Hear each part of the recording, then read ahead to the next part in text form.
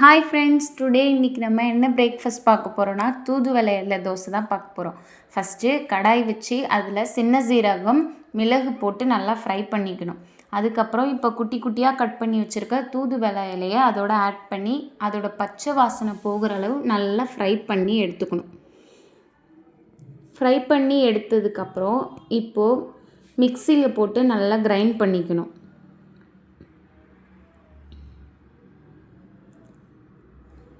இப்போது நார்மலாக அரைச்சி வச்சுருக்க இட்லி தோசை மாவோட இந்த பேஸ்ட்டை ஆட் பண்ணிக்கணும். ஆட் பண்ணி தோசை ஊற்றணும். நம்ம இந்த தோசை ரொம்ப ஹெல்த்தியான தோசை, குழந்தைங்களுக்கும் ரொம்ப பிடிக்கும், கலர்ஃபுல்லாக இருக்குது. ஸோ ஹெல்த் பெனிஃபிட்ஸ்லாம் இதில் நிறைய அதிகம்.